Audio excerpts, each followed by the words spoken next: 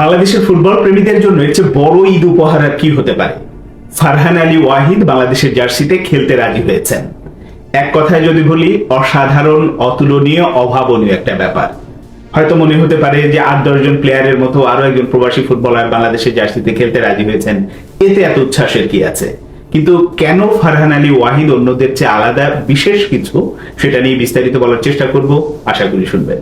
মূল কথায় যাওয়ার আগে নিজের একটা আবেগের কথা, উচ্ছ্বাসের কথা বলি যে ফারহান আলী ওয়াহিদ বাংলাদেশের জার্সিতে খেলবে কবে, এটা নিয়ে অনেক দিন হলো গুঞ্জন চলছিল। আমিও আশা করছিলাম, অন্যরাও একই রকম আশা করছিল, কিন্তু সেটা যে এত দ্রুত হবে তা বোধহয় কেউই ভাবেনি। কারণ এই ফারহান আলী ওয়াহিদের সঙ্গে বা তার পরিবারের সঙ্গে যতবার যে পক্ষ থেকে যেভাবে যোগাযোগ করা হয়েছে কিনা, বারবারই কিন্তু একটা ব্যাপার বলা হয়েছে যে আগে ইংলিশ প্রিমিয়ার লিগের কোনো ক্লাবে তার অভিষেক হোক, কিংবা ইংল্যান্ড জাতীয় দলে তিনি ডাক পান কিনা, এরকম একটা ব্যাপার থেকে তারা আসলে অপেক্ষা করতে চেয়েছে। ওই দিকটা দেখে তারপরে তিনি সিদ্ধান্ত নেবেন যে বাংলাদেশের জার্সিতে খেলবেন কি খেলবেন না।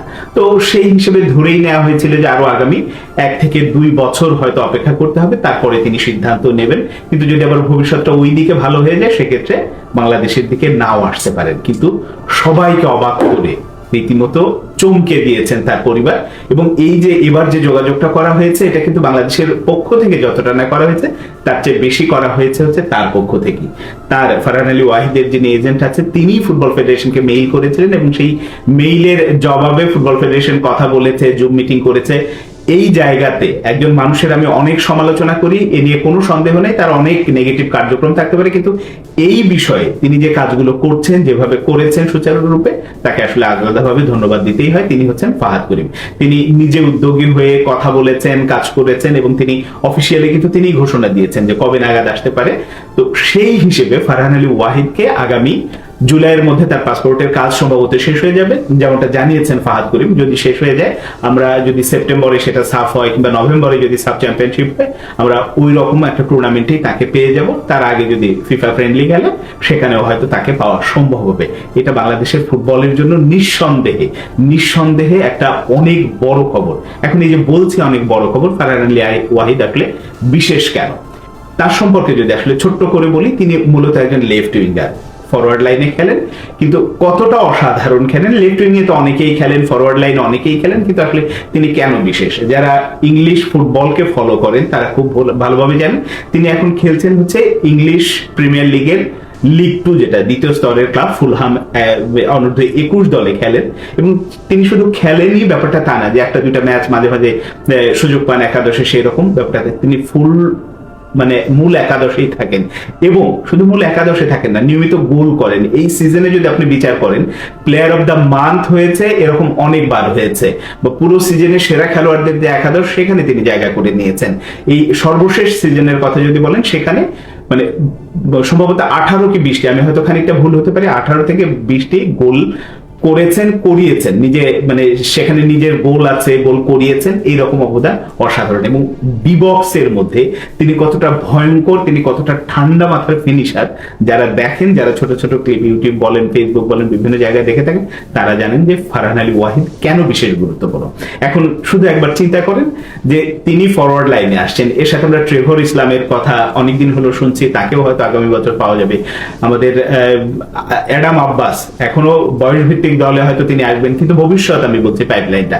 আর জাতীয় দলের কথা যদি চিন্তা করেন, হামজা চৌধুরী ডিফেন্স এবং মিডফিল্ড মিলে সবকিছু সামলান, তিনি আরো উপরের দিকেও সামলান, কিন্তু আমি ওই 2 জায়গাতেই যদি তার আসল নেতা যিনি দাঁড়িয়ে থাকেন, সেখানে আছেন। মিডফিল্ডে সমিত সোমের মতো আছে, জায়ান আহমেদ আছে, আর ওপরের দিকে আমাদের রাকিব আছে, মোরসালিন আছে, এখন যোগ হচ্ছেন ফারহান আলী ওয়াহিদ, ট্রেভর ইসলাম, জায়ান আহমেদ, অ্যাডাম আব্বাস, এইরকম সবকিছু মিলে যারা আসছেন, সঙ্গে আমাদের নতুন কোচ যিনি আছেন টমাস ডুলিকে নিয়ে অনেক রকম নেতিবাচক কথাবার্তা হচ্ছে, অনেক রকম সমালোচনা হচ্ছে, কিন্তু আমি ওগুলোকে একপাশে দূরে সরিয়ে রাখতে চাই। এই কারণে তিনি কোচ হিসেবে তো মোটেও আসলে হেলা ফেলার মতো না, তিনি অবশ্যই হাই প্রোফাইল কোচ, এবং তার হাতে পুরো এই যে সম্পদগুলো আমাদের আছে, যে রত্নগুলো আমাদের আছে, এই ব্যাপারটা আসলে তাকে খোলাসা করে দিতে হবে যে হ্যাঁ, আমার হাতে এই আছে, আগামী 2-1 বছরের মধ্যে আমরা এদেরকে পেতে পারি।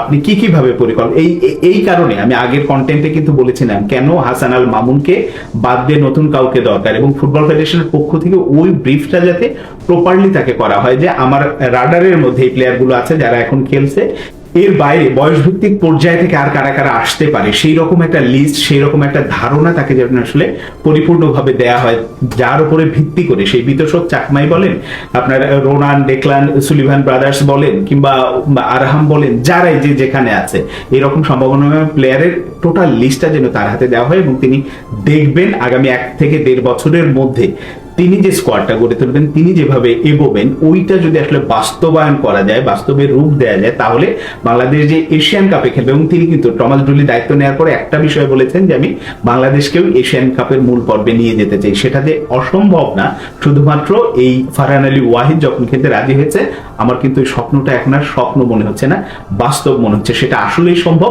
শুধুমাত্র একটু পরিকল্পনা নিয়ে গেলে এবং ওই আস্থাটুকু অন্তত রাখতে চাই। অনেক নেতিবাচক খবরের মধ্যে, অনেক নেতিবাচক কথাবার্তার মধ্যেও এই জায়গাতে অন্তত আস্থা রাখতে চাই, কারণ বাংলাদেশের ফুটবল সত্যিকার অর্থে একটা পরিবর্তনের দিকে যাবে এই ফারহান আলী ওয়াহিদ যুক্ত হবার পরে। অনেকেই হয়তো নাক সিটকাবেন যে না, আমরা শুধুমাত্র প্রবাসী মানে বংশোদ্ভূত প্লেয়ারদের উপরে এইরকম ভাবে নির্ভরশীল হয়ে পড়ছি, তাদেরকে একাদশে বেশি সুযোগ দিচ্ছি। ভাই, ওই কথাটাকে বাদেন, বাংলাদেশের ফুটবলের মূল যে কাজটা দরকার, একটা সাফল্য দরকার, একটা নতুন উচ্চতায় যাওয়া দরকার। আমরা যে সাউথ এশিয়ান লেভেলে হাবুডুবু খাচ্ছি, সেখান থেকে একটু বেটার জায়গায় যাওয়া দরকার।